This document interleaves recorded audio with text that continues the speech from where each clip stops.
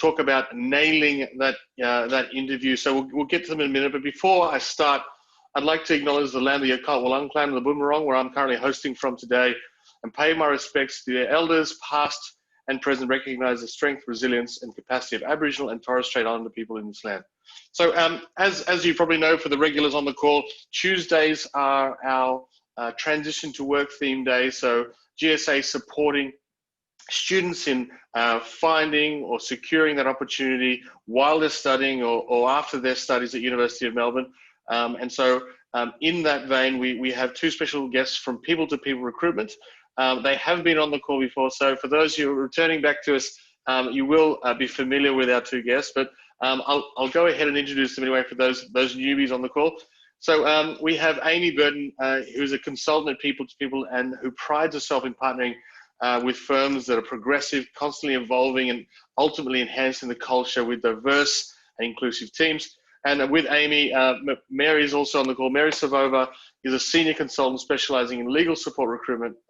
Mary is able to really understand the needs of a business as well as providing a seamless experience to candidates. So Mary and Aimee, welcome back to the session. It's great to have you back.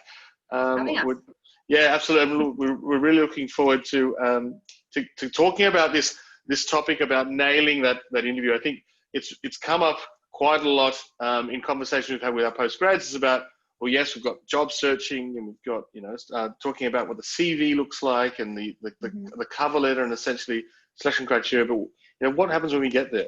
We need to understand those next steps. So without further ado, and also just a little a shout out to Andrew, who's in the background there supporting us with tech and also making sure that everyone can understand us clearly through this technology and potentially sending a few reminders through the chat. Now, if you can, we are going to have a Q&A session at the end of this presentation, but we will see if there's time to answer some questions that are related to some of the content that's on the screen and that Aimee and Mary will be talking about as we go along. We'll see how we go. But if you can, the Q&A system is set up where that put your question in. If you can, or if you see that the question is something that you'd really like to hear answered, please upvote it. So basically it sends it to the top of the list and we'll know that that's a burning question for the group on the call. So without further ado, I'll throw it over to Aimee and Mary. Once again, welcome to the session.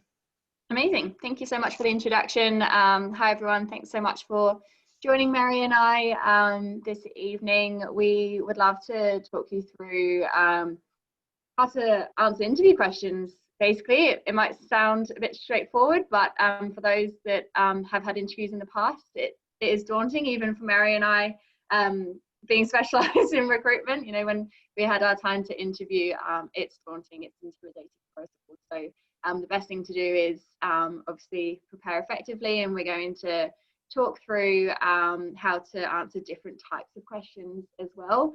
So just a quick overview here. We'll be talking through how you can answer "Tell me about yourself" effectively, answering competency-based questions, how long your answer should be as well. You obviously don't want to be waffling on too much. Questions that you can ask your interviewer as well, both throughout the interview and also at the end. We'll quickly go over some general interview etiquette and some questions and answers from you guys as well at the end.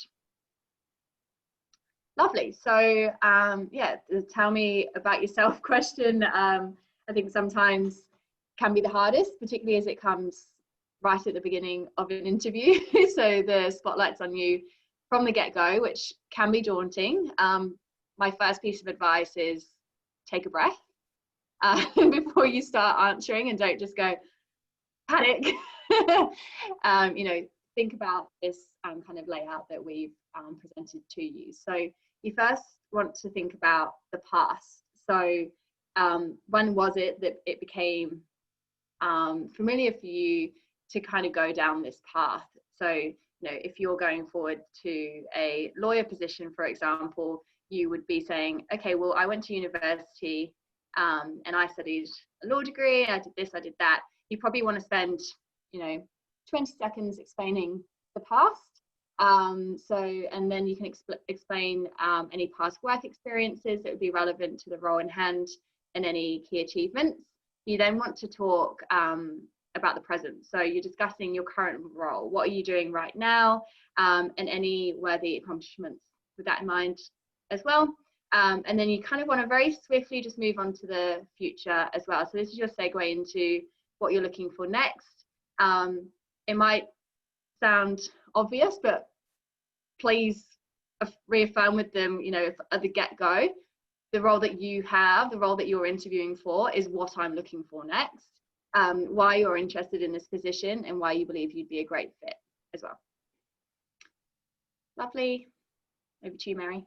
This is me, yes. So the next thing you'll experience in an interview are competency-based questions. I'll be quite honest, before I went for job interviews, I had no idea what these questions are, and it can be a little bit daunting when someone tells you you're going to be asked these sorts of questions. But essentially what it means is that these questions will refer to any skills, knowledge and behaviours necessary for job performance, and use the job description or the advertisement when answering these questions. If you can make that distinction and association, I guess, between your skills and the role, it definitely helps. And you want to do that using evidence.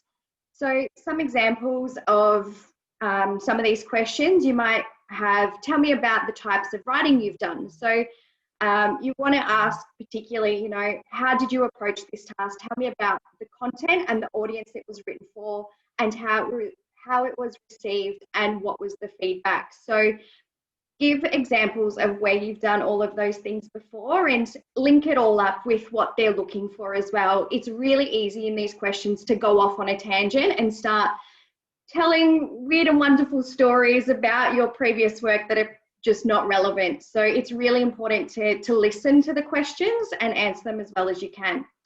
Another example could be, give me a specific example of a time where you were working on something very important. How did you ensure nothing was overlooked?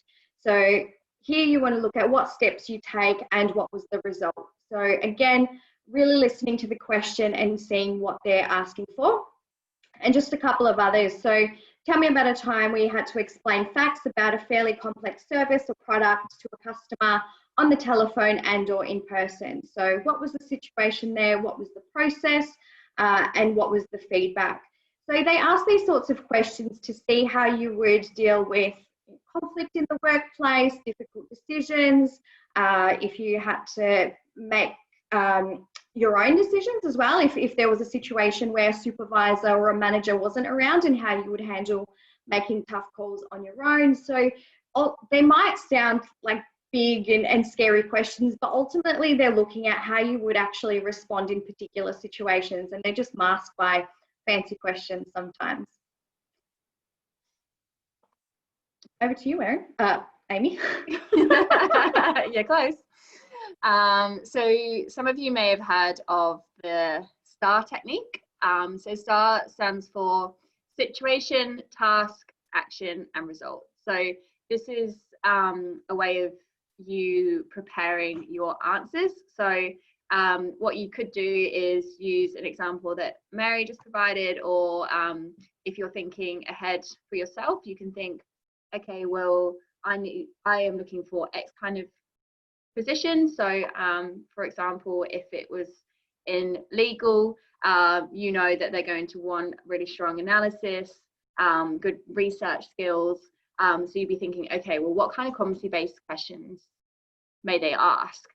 You could go one step ahead and actually just type it into Google and in Google just say, you know, what are the most common competency-based questions in X field, and you'll probably get some really good examples come up. Once you have a few examples there, you can actually then give it a go actually answering these questions with the STAR technique. So first of all, situation. You want to outline a situation that you can draw on and provide enough detail so that the interviewer has context, but you also want to be succinct as well. So we've all been there when, you know, you get giddy in an interview and you're like, oh yeah, okay, cool, I've got an answer to this, and you've got this great example, and then you've spent 5 minutes on just explaining the context. At this point, the interview's already, you know, their eyes are already a bit glazed over. You're trying to grasp it back. So remember to be succinct with this. You just need to provide enough detail so that they're across what's happened. And then you want to talk about the task. So you want to outline kind of the project and also the result that you needed and required to achieve. At this point, you also want to kind of just make a couple of points to the interviewer on any kind of challenges that you would have faced at this point. And then you kind of want to really focus on the action here. So this part's crucial. What did you personally do to undertake? What did you personally undertake to reach the desired outcome? The key thing here is to not use we. Even if there was a group of 5 of you, it's not the royal we here, it's you. So they want to know exactly what you've done, and you need to really explain the process that you followed throughout that.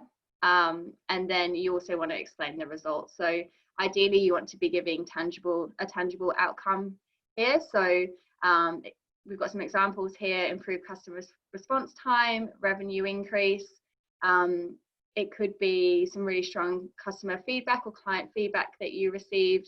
It could be feedback that you got from a manager. It could be process improvements. There's obviously so many different things, but by giving a tangible outcome, you're providing it to them straight up. And something to add to this as well, obviously everyone here is currently studying, and appreciate that some of you might not actually have hands-on work experience, and this is definitely something you can apply to your uni as well. You know, there's often group tasks that you might be involved in, group assignments, and you can definitely give examples. I'm sure we've all been in a group at one point where there's one person that doesn't pick up the slack for the team, so you might have to do a bit of extra work or a bit of extra communicating with the team to make sure that the project gets done. And you can definitely use that as an example, because you've still got deadlines, you've still got other people that will rely on you to do a particular task, and there's opportunities where you can show that you've gone above and beyond in those instances as well. Yep, that's great. Lovely. So how long should your answer be? So when we talked about telling me about yourself at the beginning, you don't want to go on for more than a minute. And obviously at the end of the tell me about yourself, it's very much a segue for them to then start talking about the position and to kind of go into their pitch as well. So you don't want to kind of linger on too much with the tell me about yourself. To any factual questions, you shouldn't be talking for more than 30 seconds. So if they're asking something like, what university did you go to, or has Melbourne always been home for you, you want to kind of be quite quick with that. And then with more complicated questions, and particularly with those competency-based questions as well, it may warrant a longer answer. You obviously don't want to be checking your watch when you start and when you finish, but I think that preparation is key here to know if you're going on for too long. So again, you know, practicing the competency-based questions with friends so that they can actually time you, so that, you know, you don't want to sound like you're going off a script, but you want to have done enough practice that you know that it's not taking you like 4 or 5 minutes to explain one scenario and one outcome.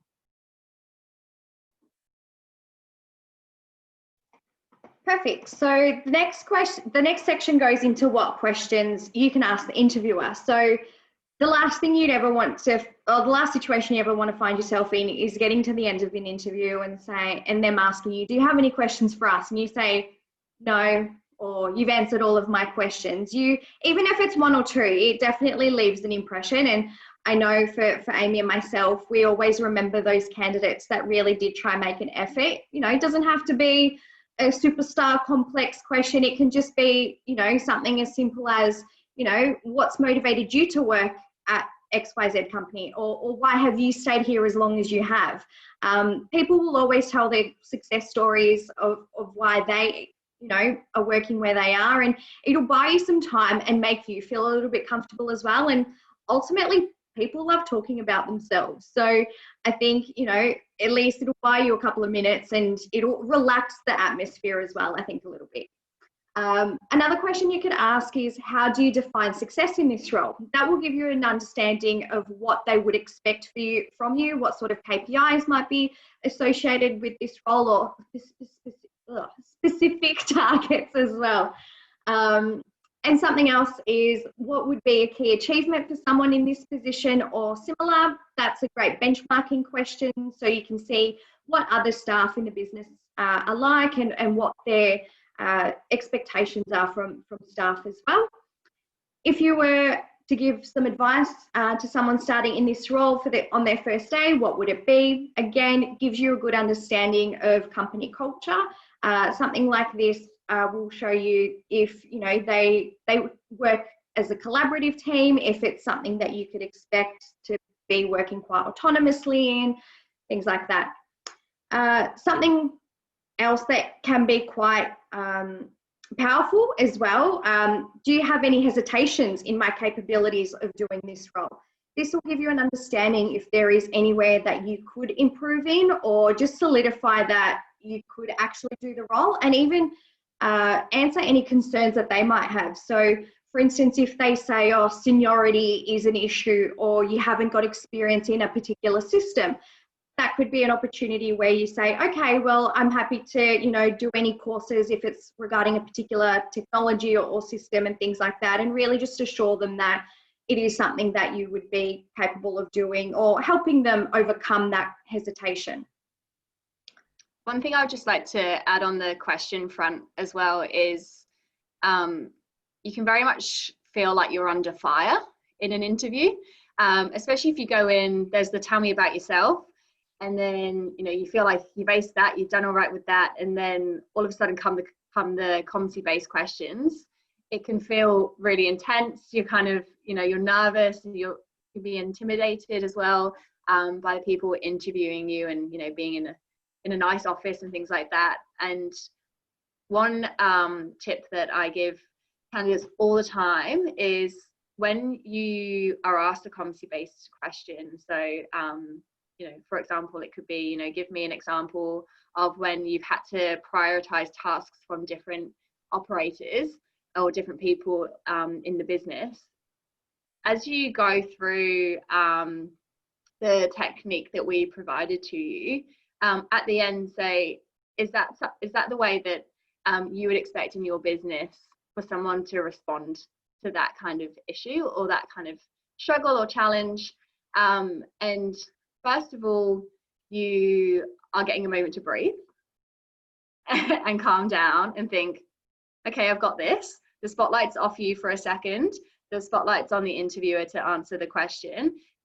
They'll probably take a couple of minutes to talk through it and explain, where it may have happened in their team previously, and give you a live example. It also provides you an insight into their expectations and how their business operate. Of course, you're in an interview because you're wanting the job and you want to be hired, but it's absolutely a two-way street. You want to work out whether they're the type of firm that you want to work for as well. And particularly if you're sat across from who may become your manager and someone that you're going to directly report into, you want to make sure that they don't have like super outlandish expectations of you in this position, because even if they do, and at the end you think it's still worth it, then at least going into the position that they might have quite extreme expectations of the position. So asking the question back to them after they've asked you, and sometimes you might feel like you're genuinely repeating the question that they gave to you. It gives you a moment to breathe, have a moment, spotlight's off you, they're talking, and you're also getting an insight. It's like a double whammy. And by this point as well, you'll realize how dry mouth is definitely a common thing in interviews. I felt it myself interviewing for grad roles. You get nervous, palms are sweaty, that whole thing. So even when you ask them a question, it gives you time to take a sip of the water and just really kind of regroup as well. So it's just, it even helps for little things like that. So the next big thing we always get asked is, what is general interview etiquette? So a lot of people don't know different environments, there's different interview styles, but also different cultures, I'm sure some of you here are international students, so that could always be something, when you're going to a different country, there's different cultural differences that come into play when we go to interviews. So something that's everyone thinks is, it's great to be early to an interview, but there is such thing as too early. We have had people come in an hour early to an interview, and as recruiters, our job is to interview people day in, day out. So chances are we would have had another interview booked for that time slot. And particularly when people are doing grad recruitment, they're normally back-to-back in interviews. So getting there more than 10 minutes early just isn't going to do you any favors. So it gives you too much time to hype yourself up, I think. And, you know, if you're standing there in the foyer for 40 minutes, it gets a bit nerve-wracking, and you might, just put yourself into a little fit probably. So arriving no more than 10 minutes is ideal. Give yourself time to you know, calm down. And something that our MD actually taught us was stand in the foyer while you wait as well. It just shows that your time is also precious. And if you're someone that has sweaty palms, a little trick that I've been taught is hold the palm of your hand on your sleeve. If you're wearing a jacket, the sleeve will absorb any of the moisture from your hand. So, I mean, not that we're probably going to be shaking hands or anything like that post-COVID, but if you were to go shake someone's hands, at least it's not sweaty. So you can do that quite easily. I'll never forget, Mary and I were in Sydney, and we had a meeting with a client we hadn't met before, and it was a boiling hot day. It was like peak of the summer, December time in Sydney, and I never had to use that technique. I hadn't, like, you know, it gone in one ear out another, and and I was so hot, and I was in a blazer. I was like, you know, all suited up, and I was there like holding onto my thing because I knew I was going to have to shake this woman's hand. The last thing I wanted was a sweaty hand, and I can tell you firsthand it works. Yeah, definitely. And then it's super important to remember to turn off any devices. So phones, tablets, even a smartwatch. If you've got a smartwatch on, so many people forget to turn off their notifications. It's really important. The last thing you want is your phone to keep dinging in an interview and your watch keeps going off. So definitely remember that do it before you leave for your interview, just so you know that once you get there, you've already done it, just in case you forget. Use open body language and keep eye contact. So this is really important. You also want to mirror the person that you're interviewing. If they're a bit more laid back and, you know, back in their chair, feel free to do that. You know, you don't want to be hunched over the table, you know, halfway across the room, and they're in a more relaxed position. So body language is really important, and it will help you calm your nerves as well. I think if you see that they're a bit relaxed and then you relax a bit back in your chair a little bit, you'll find it'll flow a little bit nicer as well. But obviously read the room. If you feel like it is a more formal, structured interview type scenario, then definitely, you know, do the normal interview, I guess, postures and things like that. And have a notepad and pen with you. Even if it's just noting some stats down or whatever it may be, it can show that you were listening. And, you know, it provides some talking points as well. So say they talk about, like I said, a stat or something, and then it comes to interview questions that you are asking the interviewer, you can reflect back to your notes and use that as a refresher, I guess, and a prompt for your question as well. So that is something to remember. And I was going to just say on the notepad and pen as well, because I know that it's quite not controversial as such, but I think some people agree with it and some people don't.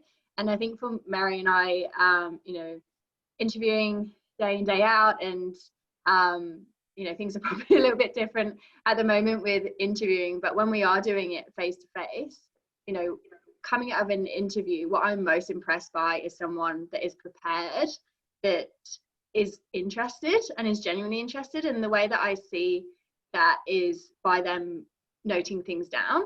And I obviously don't want someone's like head down, like noting away whilst I'm talking, but if I'm talking them through, you know, a partner profile or what a team, you know, some projects that this team have done recently, or anything, you know, some great achievements or any initiatives that the team or the firm have done, if they kind of just you know, quickly scribbling this down, I'm thinking, gosh, they're really interested in this. This is awesome. You know, they're showing such enthusiasm for it. And I've even had people previously that you know, in their notepad have got a couple of questions that they wanted to ask me about the job. And again, some people might think, oh, you know, am I allowed to do that? And it's almost like cheating on a test. Yeah, like, am I cheating by having a couple of questions ready? And, you know, you can even, you know, you're human, and so is your interviewer, and you can just say, look, I've been a bit nervous, and I didn't want to forget the questions that I had prepared for this interview, so I did just write them down. And that's nice. Like, you're just showing that you're human and you're normal, and nerves actually just show that you want the job, and there's nothing wrong with that. Yeah.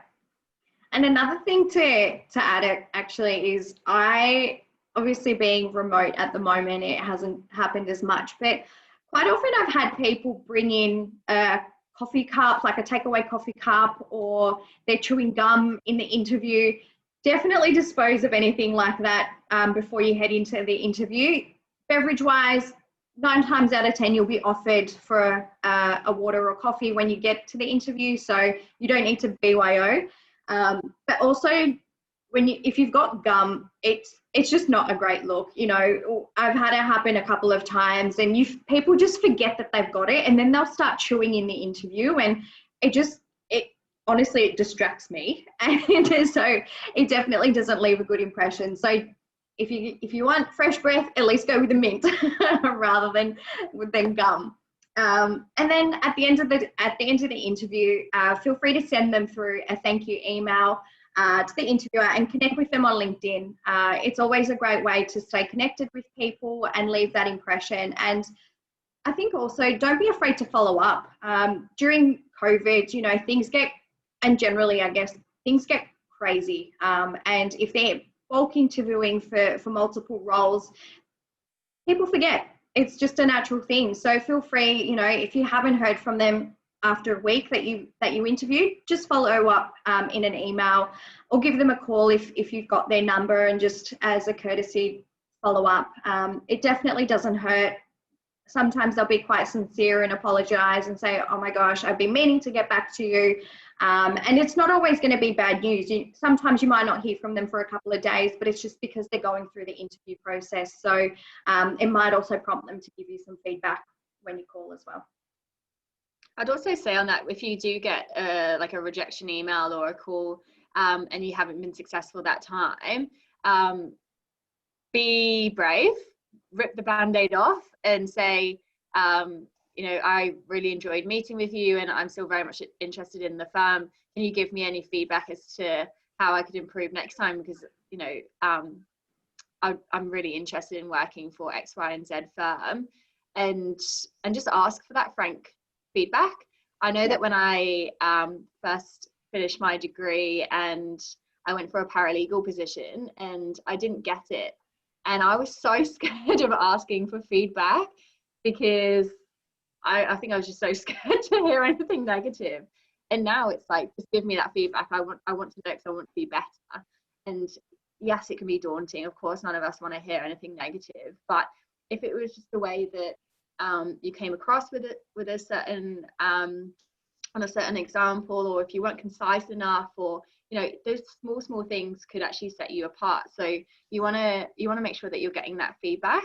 And as Mary said, connect with them on LinkedIn, and then if you do receive a reject email, just send them a message on LinkedIn, again, just saying, you know, I really appreciated your time, thank you so much. If you've got any feedback, I'd be really interested in it. And also asking about mentoring as well. If you meet someone who you think, do you know what, in 10-20 years I'd love their job, or I just found them really interesting, they had some really great industry knowledge, you know, if you don't get the position, don't feel scared to message them and say, look, I know this is completely you know, left of center, but I really enjoyed meeting with you and I found you really inspiring.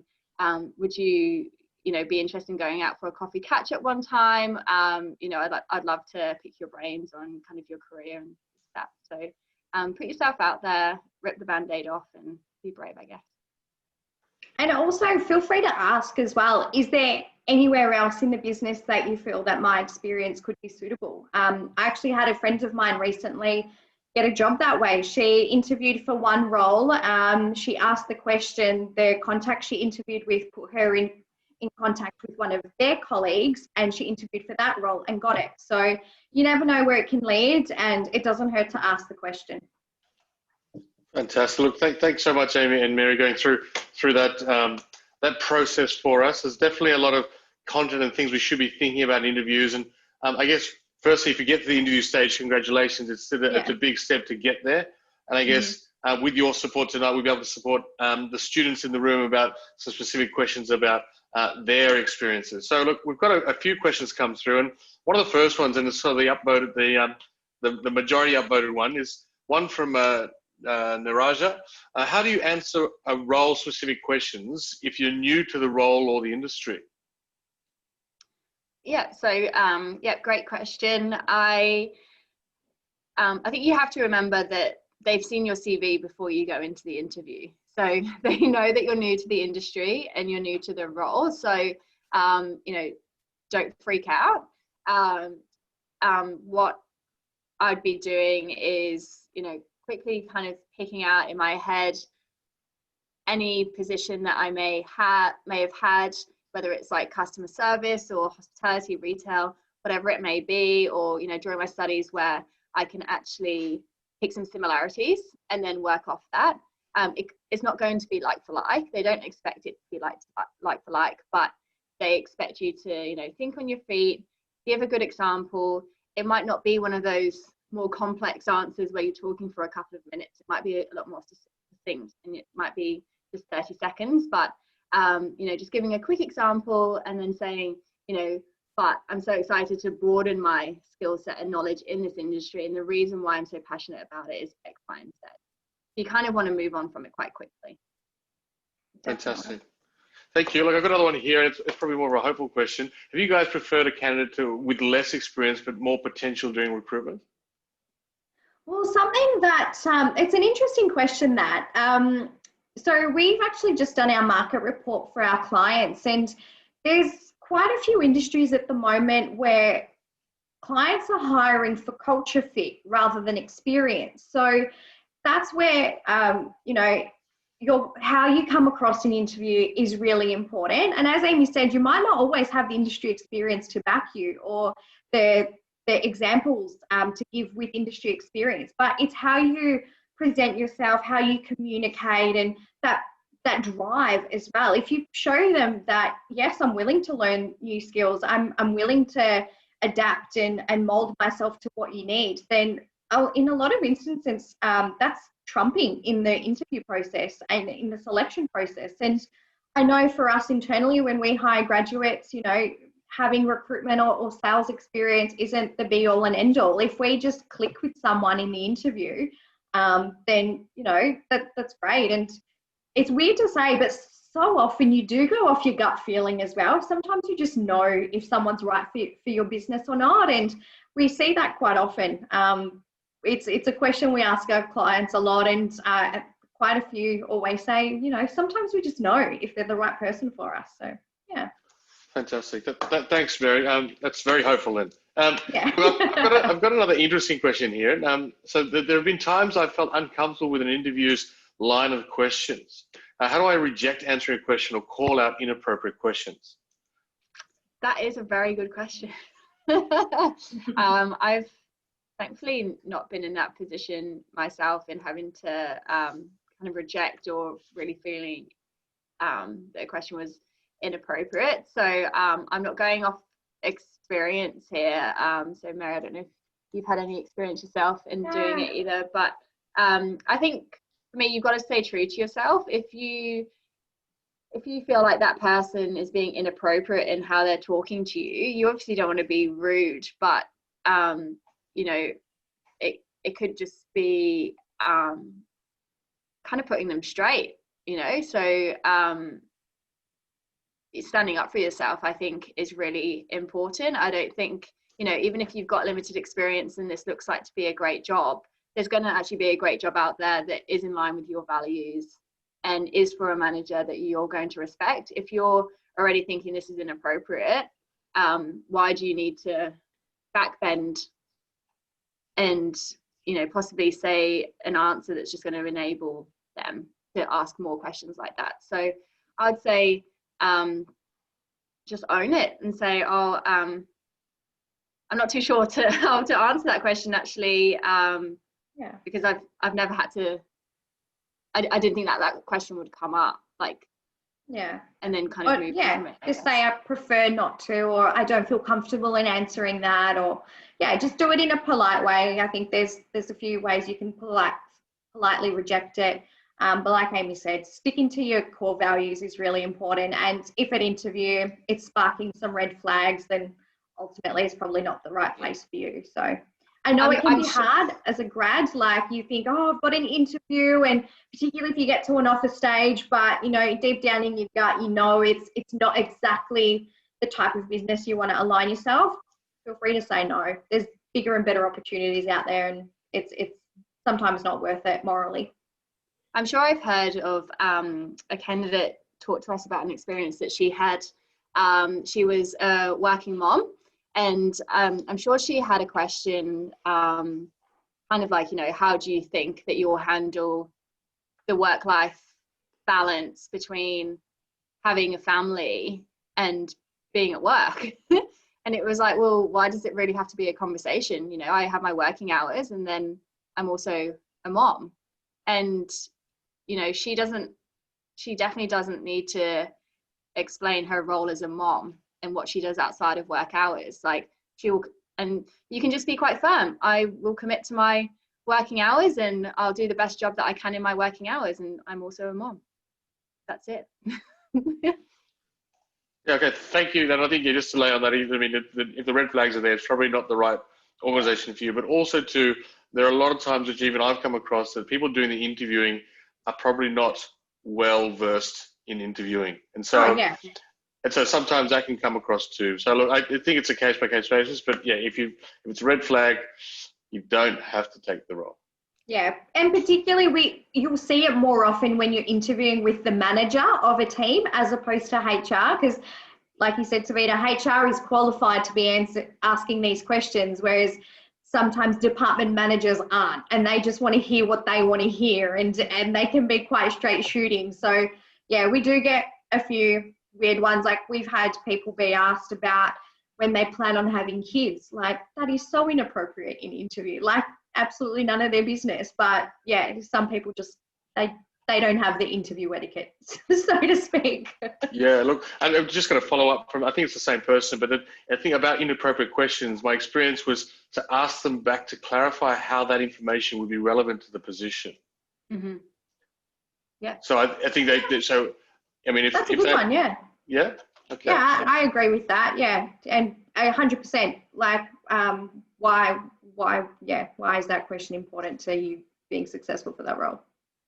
Fantastic, thank you. All right, so I'm conscious of time, so I'm trying to get through the list. Another one here for situational questions like, what would you do if? What actions or decisions would be beyond your limit as a graduate or early career employee? Is it ever okay to answer with something like, I would check with my boss? I think depending on what the question was. I know I've answered questions like that before. I remember even when I interviewed for this role, I had a question like, oh, what would you do if you were dealing with or if someone, like a client, asked you for a significant discount or something like that. In those instances, you'd say something like, I would empathize with the client, I would try to hear them out and really listen to the questions that they might have, and then I will go and speak to my supervisor to try come out to formulate an outcome for them. So you could word it in a way like that. You wouldn't just say, I'd speak to my boss. You'd say, I'd hear them out, I'd listen to what they have to say, or whatever the question is, relate it that way, and then I would speak to a supervisor or someone in a more superior position and get their advice in how to combat the situation. I'll just quickly add to that, so I know we're time conscious, but use the technique that we previously mentioned. So straight away, actually use a live example if you can. So, when this has happened in the past, I've dealt with it like this. I did have to go and speak to my management because that is part of the process. So I do just comply with process and how management want me to approach that. Okay, brilliant, thank you. Another one here, do you have specific advice for interviews that are online and we need to record the answer? It's just with a computer, not with another person. Yeah, we're definitely seeing more and more video interviews happening. I guess just treat it like a normal interview. You're still being asked questions. It can be a little bit weirder sometimes, particularly if you're reading the question and then answering it on video. And sometimes, like I've heard of some platforms where you literally only have 30 seconds to answer a question and you only get one go to answer it. So that can be a little bit hard. So if you can practice in those situations, definitely practice. And yeah, that'll be the best help. Don't worry too much about it being recorded. If you don't feel comfortable, we've had candidates when we do bulk recruitment not feel comfortable doing those recorded interviews, and that's okay. But I guess that sometimes there's no other way of bypassing that, and that's the only way you can interview. So take it as it comes, but I think practice definitely makes perfect if it's recorded and if you've only got a short time frame to answer the questions. Great, thanks, Mary. Another one here, is it okay to ask at the end of the interview about when would you expect to hear back? Yeah, absolutely. So as Mary gave some of the questions earlier, you want to close your end of the interview by saying, firstly, are there any hesitations in why you wouldn't progress me the next round? Might sound direct, but you want to know, you want to come out of that interview knowing where you're at, and then you follow that up with, you know, what's next? When can I expect to hear back from you? How many candidates are you meeting with? What's your process? Just get a bit of an insight into kind of where they're at. And again, you want to know how long you might be waiting. A lot of the time with agencies, you know, we can turn something around in a week. So you might hear back, you know, in an hour, 3 hours or something. But when you're going direct, and particularly part of more graduate programs, it might be 2 weeks, it might be 4 weeks. It's going to be better for mentally for you to know kind of what that timeline is. So 100%. Yeah. Yeah. And if they mention in the interview as well that you are progressing to a second round, even just asking, is there anything I can do to prepare for that next interview, or is there any specific feedback you have for me in terms of my interview technique that I can improve on for the next round? Great, thanks so much. Another one here, what are some examples of answering, what do you bring to this role, especially when you have very limited experience? I would give a bit of humour to this straight away, and I'd be like, I'll bring a cracking sense of humour, a lot of passion and enthusiasm, because I do have limited experience in this area, but I'm an avid learner through my experience of doing X, Y, and Z, through my studies of doing X, Y, and Z. I know this is the next step for me, and the reason why I want to work for this firm is, and then, you know, list off a couple of points that through your research, you know, is really strong. So again, move away from the point of you having limited experience really quickly, and then just impress them with the research that you've done and why you're passionate. And I think that question is almost masked as, what are your strengths? So it's a bit of a fancier way to ask that question. I do it in saying, you know, what could you bring to this organisation? So similar sort of question. And yeah, it's just an opportunity for you to outline your strengths. So keep that in mind as well. Fantastic, thank you. Another one here, could you please give some tips for group interviews when everyone is equally prepared? How can we stand out? Oh, I've got a good one for this, because I did a group interview. I feel like it was the group interview from hell, but I learned a hell of a lot. I think it was my first interview out of uni, and I commuted hours to this group interview, and it was just, I felt like it was horrific, but I got through to the final round and was offered it, so I can give some advice on it. Do not think that if you're the loudest that you're going to be the best. You actually want to sit back, listen to everything that's going on, and then think in your head strategically what makes sense here, and then speak. So you're actually speaking very concisely, succinctly, and you're not just overpowering everyone. If you start to overpower the group, they'll think, oh gosh, that's a bit of a bit too much of a strong personality perhaps for our team, whilst you actually want to listen to the truth and listen to what's going on and then put your best foot forward. Yeah, and contributing is definitely important. You also don't want to be that person that just sits there the whole interview and, you know, listening in on everyone else's input. I think the reason why a lot of places do group interviews is to see how you interact and how collaborative you are. What would you be like, you know, when you are meeting new people? So treat it as you would, you know, when you're meeting your new, you know, uni classmates for the first time and things like that. Just definitely give a little bit of your personality, but like Aimee said, don't go overboard and be the star of the show. Thank you. And another one here. Why do interviews ask you if you've had other interviews? And how should I answer that? I mean, if you say no, they'll think that you're undesirable. But if you say yes, they might think you're not interested in the company you're interviewing with. So for us, the reason why we ask, well, actually, let's put it from the point of view from the interviewer. So they're asking not to see how desirable you are in the market, but it's actually for them to probably be managing other people's expectations. So them actually asking you that is really good. It's positive. It shows that you've impressed them and they're thinking, how quick do I need to move to take this person to the next round? So just be honest with them. So if you're not interviewing, just say, you know, obviously put a positive spin on it. I'm not interviewing anywhere else. I'm being very particular about what I'm applying for. This really piqued my interest because of X, Y, and Z. So this is the only position I'm currently interviewing for. If you've got a couple of things going on, then you can say, again, be honest. I'm interviewing for a couple of things at the moment. They're quite similar to this in this regard. I have to say though, you know, after coming to this interview today, it's really blown me out of the park. I think this is excellent. Fantastic, yeah. Thank you. Another one here. So how do you answer the question, why did you apply for this role? Is it okay to say the reason was due to the organization and that is one of the big four and that it's fairly obvious that it didn't need to be stated? Or I think it's important to also keep track of the roles that you're applying for. A lot of grads will apply for so many roles that they think is relevant to what they've studied, and then they'll get thrown a question like that and then get stumped. They're like, oh, because I was just applying for everything.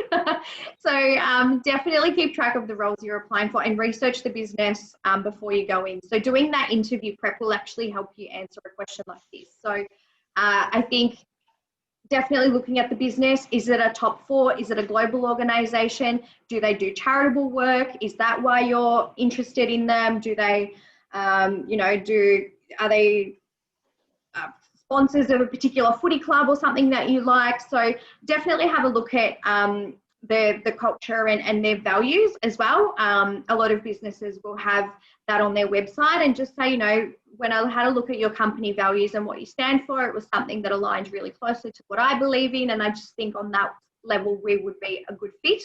So yeah, just find something that aligns to you with the business, or that you're passionate about, or something like that.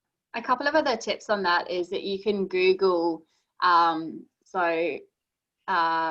know, you'd Google the company's name and then also news, and see what the latest news articles are about them. There could be something in particular that comes up, which is, you know, they've just won a big new project, or they've been involved in X, Y, and Z initiatives. So you could bring that up and say, I think that's great. I love the things that you guys are currently doing. And also looking at the LinkedIn profiles of the people that you've met. If you're kind of wanting to follow a similar path, you can also bring that up as well. So there's a couple of different ways to go at it, angles. Yeah. Fantastic. And this sort of leads into the next question. Actually, what type of research should you do for when they ask you about what do you know about the company? Is it okay to have notes about the leadership or the CEO's name, etc.? I think that you want to be as unique as you possibly can. So I don't think you need to give them a history conversation of like, yeah, you know, this company was made in 1917 by, you know, this gentleman or this lady. You know, you kind of want to be bringing things that are current at the moment, and you know, what actually does genuinely spark you. So looking at news articles, looking at LinkedIn, There's so much you can look at online, particularly on their own website, that can be interesting. Don't worry too much about kind of the history as such, but you know, looking at awards that they've recently been recognised in, and particularly if you're the people that you're interviewing with, if they have won awards recently as well. Again, Mary said earlier that everyone likes talking about themselves. Well, the ego loves it if you also know that they've won some awards recently or have been recognised for something. It's pretty cool to pick up. Thank you. All right. Another one here is, do you have any advice about dressing for an interview? I think it totally depends on the industry. And I even think once we come out of COVID, it's going to completely change.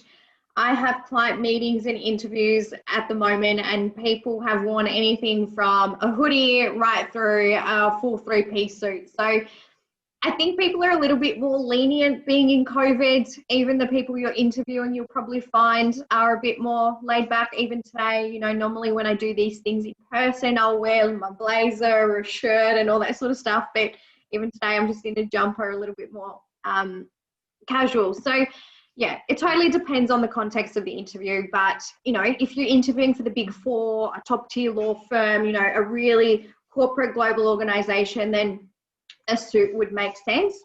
I think for a lot of businesses, you know, gone are the days where you've got to wear, particularly if you're, you know, a male, you've got to wear the waistcoat, the blazer, all that sort of stuff. Like you don't have to do that anymore. But yeah, just presentable, you know, and use your common sense there. You'll be able to gauge what the business is like. Looking at their LinkedIn will probably give you an idea of what their general dress sense is like. Most businesses will have some sort of photos online of recent events or just generally of their team, and you'll kind of get a bit of a gist of how they would dress at work anyway. So try and mirror that as best you can as well. I'd say, yeah, you best be overdressed than underdressed. Yep. No one's ever going to say, gosh, they look so smart, they can't get the job. But they can say she wore jeggings and pumps to an interview to a top tier law firm. It's happened. Yeah, you don't want to be remembered in a negative way. Yeah. Good. Thank you. All right, another one here. Would the recruiters select the candidates based on the first impression at the interview or based on their responses that met the recruiter's expectation? It's going to always be a mix. So for us as recruiters, we're obviously very reactive to the instruction from our clients. So we don't necessarily always have too much flexibility with it, unfortunately. But things that really stand out for us are things that we've gone through today. So, you know, being 5 to 10 minutes early for interview, looking presentable as we walk through the interview room, you know, them standing up, shaking hands, saying lovely to meet you, having a nice conversation, and then being thorough through their interview answers, and then having that follow-up email or call after as well. It's being professional, likable, and then having the experience that's required as well. And if you don't have the experience that's required, then at least proving that you're adaptable and you've got the passion there as well. Yeah, definitely. Great. Thank you. Okay, so not long left now for the rest of the session, so I'm going to try and fly through these ones. I'll have a minute a question. Yay. How do you sound confident in an interview without coming across as excessively confident? I'm worrying about crossing that line. I think humor can help you. I feel like humor, I try and make humor help me all the time. But yeah, there obviously is a fine line between confidence and arrogance, but you just, again, use the examples of, you know, when you're using competency-based questions, in the answer, actually providing live examples. You're not just going, I would do this, X, Y, and Z. I actually have done this. This is how I went about it. This was the result. It's not, you're not really using emotional language if you're using live examples. So try and rely on live examples as much as you can. Fantastic. All right, another one here. For questions related to our achievements and skills, how can we avoid coming off as showing off, although we're also addressing the relevant facts? I think you don't need to go through all of them. that's probably a good place to start. Go through a couple of your key highlights. So whether it's you've been recognised for a high achievement in uni, or whether you were a top performer for a month in your current role. So you don't need to go through all of them. Pick the ones that would be most relevant to the job. If something like punctuation is key to them, just say, you know, I was recognised for my 100% attendance for the quarter, or something like that. So touch on achievements that would be relevant to the role, and keep it to maybe 2 or 3, I'd say. Brilliant, thank you. Another one here. Do you have any specific tips specifically for video interviewing during COVID? So it's an open question, I guess. Yeah, and there's actually some blogs that have been written on our People-to-People website. So it will provide a lot more information that we can provide in a very short amount of time. But, you know, using a lot of the advice that we've gone through today, and making sure that your technology works beforehand, that you've got something stable, you haven't got loads of distractions happening, and you're going to be left alone for, you know, 30 minutes to an hour, and just having patience through the interview as well, because you never know, there might be a bit of a lag on the other end, there might be a few awkward glitches, so obviously just being patient with it, but ensuring that you're, you know, professional throughout, and yeah, you're still making an effort. And testing out the technology before you jump on is really important. The last thing you want to be doing is sitting there fiddling, and then calling you, where are you? When you're like, oh, I can't log on. It definitely can be a little bit awkward. It's happened to me a couple of times with candidates. So jump on the platform, play around with it a little bit beforehand, familiarize yourself. So once that, you know, time comes, you're ready to go and prepared. Great, thanks. This might be such a bigger question, but do you have any tips answering questions around resolving conflict in the workplace? I think, like Aimee mentioned, it's really important to draw on previous experience. So have a think about where that's happened before, what your involvement was in that, and how you contributed to that resolution, or if you escalated that situation, what that process was. I think it's probably the best way to go about those questions, because they can go into a deep hole and you can get stuck in them, I think. Yeah, absolutely. Okay, and the last one. Do interviewers ask about specifics from your academic transcript if you didn't perform well? I haven't had experience of that happening. Maybe if you were going forward for the, you know, the top tiers or the big fours, and there was a lot of competition, then they might come down to the specifics. But as Mary mentioned before, the majority of firms are really going off more kind of soft skills. So your personality, your cultural fit. If they feel like you're just going to be a strong fit regardless, they're not going to look too much at the specifics. Fantastic. Look, that's all the question for this evening, and look, bang on time. I just want to thank Aimee and Mary for their time this evening, and everyone that was on the call. We really appreciate all the questions and also the support that People-to-People have provided for GSA and our graduate students. The details there, we'll also put this as part of the recording and send this out to everyone that's been on the call, so the resource is there for you. And we'll sort of send some links to the blog from People-to-People, because there's a great resources there to support students when finding or securing work. So from all of us at GSA, we'd like to thank you for being part of our Transition to Work focus on Tuesday evenings with our partners in the industry, People-to-People. Thanks very much and good evening. Thanks so much for having us. Good evening. Bye-bye. Bye.